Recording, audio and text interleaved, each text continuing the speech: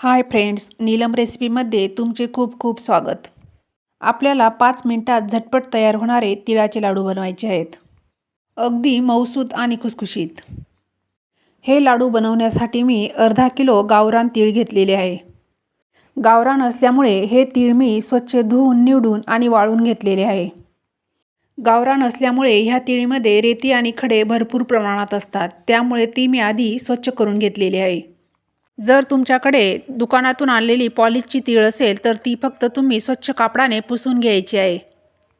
या वाटीने मी 1 वाटी तीळ मोजून घेतलेले आहे आणि 1 वाटी तिळासाठी मी अर्धी वाटी गूळ घेतलेले आहे. गूळ जर चिक्कीचा असेल तर अर्धा किलो तिळासाठी पावशेर गूळ हे परफेक्ट प्रमाण आहे. आता आपल्याला गॅसवर कढई ठेवून हे तीळ आपल्याला हलकेसे भाजून घ्यायचे आहे. कढई तापली की अगदी मंद आचेवर आपल्याला हे 3 ते 4 मिनिटांसाठी हलकेसे भाजायचे आहे. कढईमधले तीळ सर्व गरम झाले की आपल्याला गॅस बंद करून त्या गरम कढईमध्येच आपल्याला तीळ चाळून घ्यायचे आहे. तुम्ही बघू शकतात अगदी 3 ते 4 मिनिटातच आपले तीळ अशा प्रकारे भाजले जाते. अशा प्रकारे थोडेसे भाजून घेतल्यामुळे लाडू हे खूपच चविष्ट बनतात. आता मी हे तीळ थोडेसे मोठ्या भांड्यामध्ये काढून घेणार आहे, कारण ती लवकर गार होईल. काही जणी तीळ न भाजताही लाडू बांधतात, परंतु अशा प्रकारे हलकेसे भाजून घेतले ते लाडू खूपच चविष्ट बनतात. आता मी ह्या गरम कढईमध्ये अगदी थोडेसे पाणी टाकून घेणार आहे आणि त्या पाण्यामध्ये अर्धी वाटी गूळसुद्धा टाकायचा आहे. पाण्यामध्ये गूळ विरघळल्यानंतर अगदी 3 ते 4 मिनिटातच आपला पाक तयार होतो. गुळाचा पाक तयार होण्यासाठी खूप जास्त वेळ लागत नाही. अगदी मंद आचेवर आपल्याला हा पाक तयार करायचा आहे. जर तुम्हाला तिळाचे लाडू जास्त गोड आवडत असतील तर तुम्ही हे प्रमाण वाढवू शकतात. म्हणजेच अर्धा किलो तिळीसाठी 1.5 पावशेर गूळ घ्यायचा आहे. तुम्ही बघू शकतात आपला गूळ हा पूर्णपणे विरघळून गेलेला आहे. आता आपला पाक तयार झाला की नाही हे पाहण्यासाठी मी एका वाटीमध्ये पाणी घेतलेले आहे. या पाण्यामध्ये आपल्याला थोडासा पाक टाकून बघायचा आहे. तुम्ही बघू शकतात पाण्यामध्ये टाकलेला पाक हा आपला विरघळून गेलेला आहे, म्हणजेच आपला पाक हा अजून तयार झालेला नाही.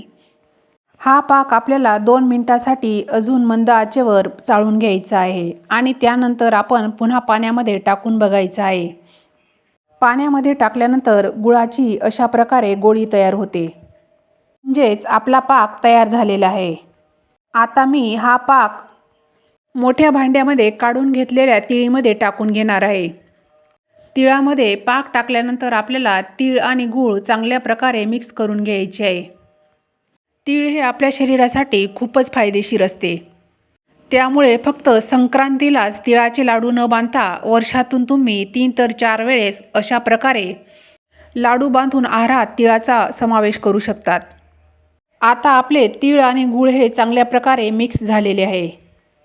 तुम्ही बघू शकतात आपला गूळ हा खूप जास्तही झालेला नाही आणि खूप कमीही झालेला नाही. आता हे मिश्रण लवकर गार व्हायला नको यासाठी आपल्याला ह्या भांड्यामध्ये एका साईडला करून घ्यायचे आहे. त्यानंतर हाताला थोडेसे तेल किंवा पाणी लावून घ्यायचे आहे. त्यामुळे तीळ आणि गूळ आपल्या हाताला चिटकणार नाही आणि लगेचच पटापट अशा प्रकारे आपल्याला लाडू बनवून घ्यायचे आहेत. आता आपल्याला ज्या आकारात लाडू हवे असतील त्या आकाराचे लाडू आपण बनवायचे आहेत. मिश्रण गरम असले की अगदी पटापट लाडू तयार होतात. जर तुम्हाला लाडू कडक आवडत असतील तर तुम्ही पाक तयार करत असताना आपण जेव्हा पाक पाण्यात टाकतो तेव्हा गोळी कडक होईपर्यंत पाक बनवून घ्यायचा आहे. मी हे लाडू जास्त कडकही नाही आणि खूप मऊही नाही अशा प्रकारे बनवलेले आहेत. अगदी 5 मिनिटातच आपले लाडू हे झटपट तयार झालेले आहेत. तिळाच्या लाडूची रेसिपी ही आपली पाकावरच अवलंबून असते. त्यामुळे जास्त घाई न करता पाकाची चाचणीही अगदी योग्य करून घ्यायची आहे.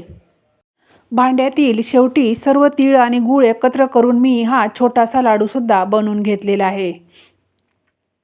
तुम्ही माझ्या पद्धतीने हे तिळाचे लाडू एकदा नक्कीच करून बघा आणि ते कसे झाले ते मला कमेंट करून नक्कीच कळवा. आता मी हे सर्व लाडू एका डिशमध्ये सर्व करून घेणार आहे.